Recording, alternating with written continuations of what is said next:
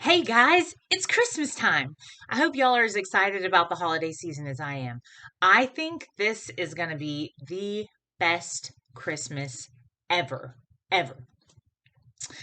So, what would make this the best Christmas ever for you? Think big. Think no financial limits. Think no restrictions. Think no Christmas dream is too big.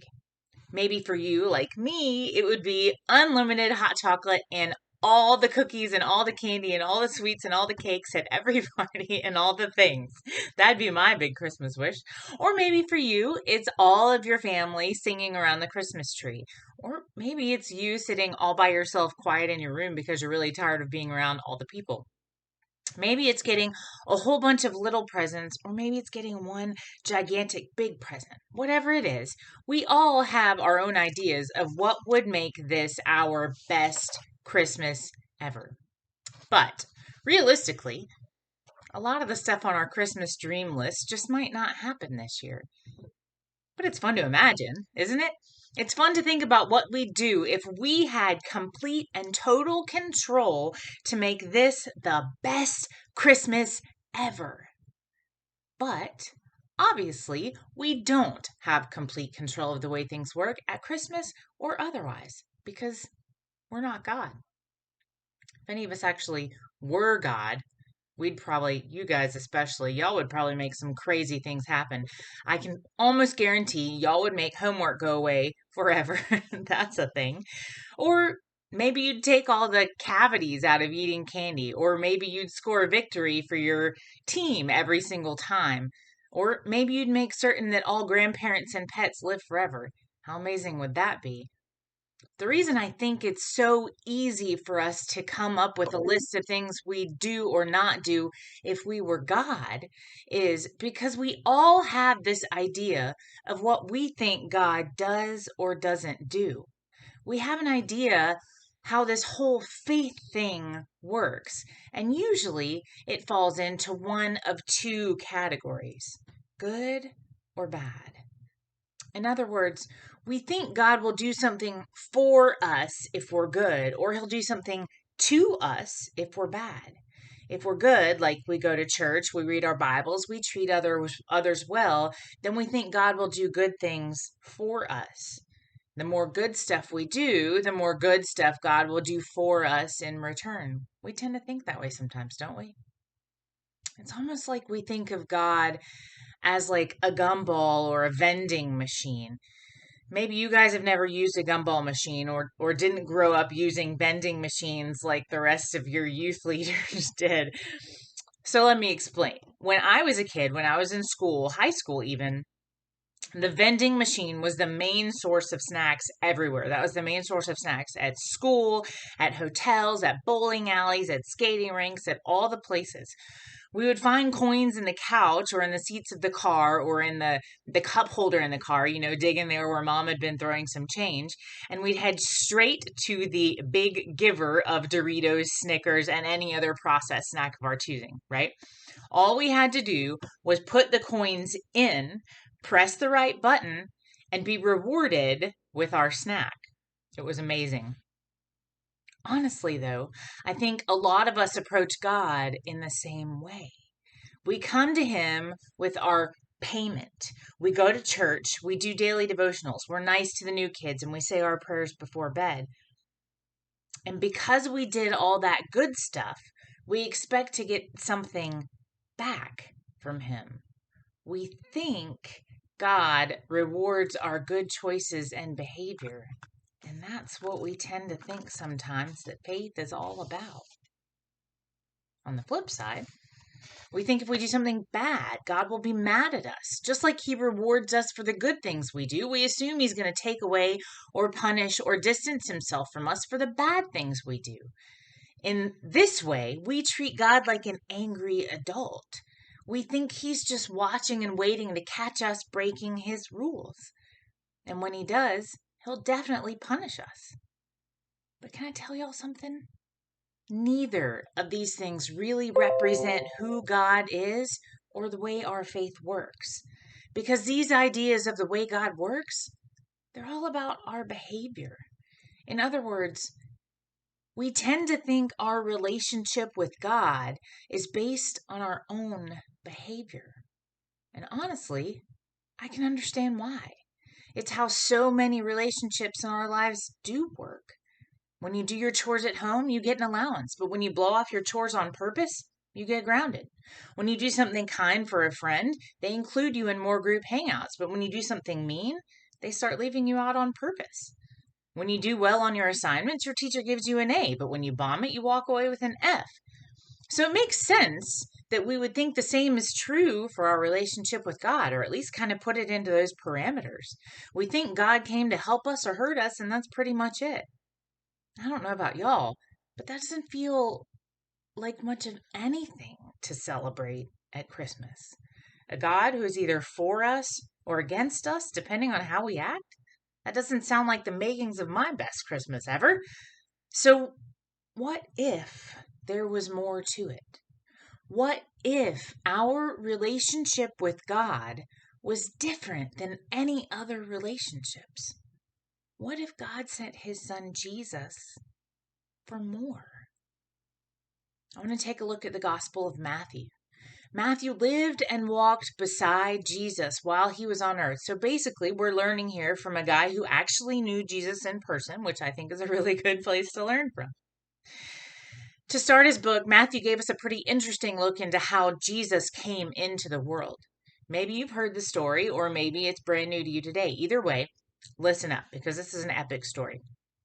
Matthew told us, this is in chapter 1, verse 18 right now, verse 18b. Matthew told us that these two people, Joseph and Mary, were pledged or betrothed to be married. That means they were engaged in our terms.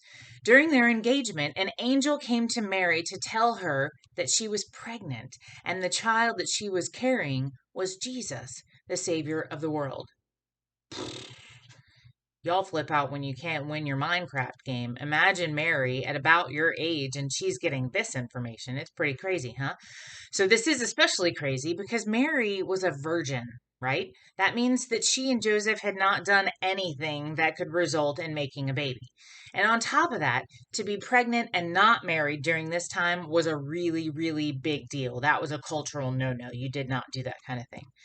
So when Joseph found out about the baby, he planned to break up with Mary, but then he changed his mind after an angel came to him too. And that angel told Joseph about the baby Mary was carrying. And I think the way that that angel told Joseph this is something that can help us understand more about who God really is this Christmas for us. Let's take a look. I'm reading Matthew chapter 1, verses 21 to 23. She will give birth to a son, and you are to give him the name Jesus, because he will save his people from their sins. All this took place to fulfill what the Lord had said through the prophet. The virgin will conceive and give birth to a son, and they will call him Emmanuel, which means God with us. See, up until this point, people were looking for the Savior. They were looking for the one God had promised that would come and save them from their sins. And I think, just like us, they had a lot of different ideas about what he'd be like. Maybe they thought he would come as a king with lots of applause and celebration. Or maybe they thought he would come as a mighty warrior and save them from everyone who was against them. Maybe they thought he would come riding on a cloud of smoke or something so glorious that there would be absolutely no doubt that he was God. But what really happened? God came in a way that no one expected. He came as a baby to a poor young couple. No glamour, no celebration, no special attention, just Jesus. Quietly coming to earth to save us, to love us, to show us one really important thing that God reminded Joseph through the angel, that God is with us. That's why he came. God came to the world to be with us. And this is so important because up to this point, people saw God often a lot like we do. Distant, maybe, far away, unreachable, only concerned with how we act, there to reward or punish, and that's it. But the promise of Christmas isn't that God came to do whatever we want Him to do. It isn't that He came because He wants us to behave in a certain way. It's simply that God is and wants to be with us. And that's a pretty big deal, you guys.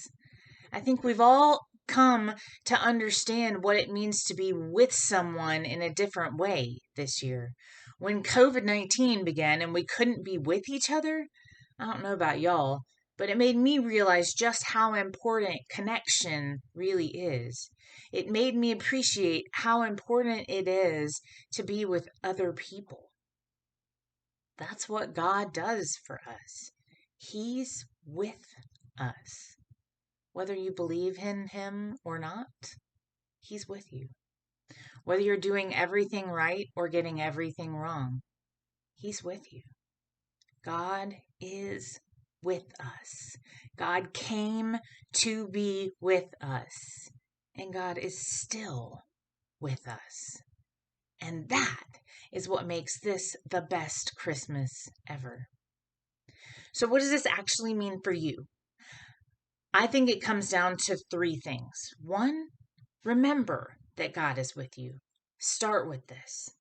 For some, Christmas is hard.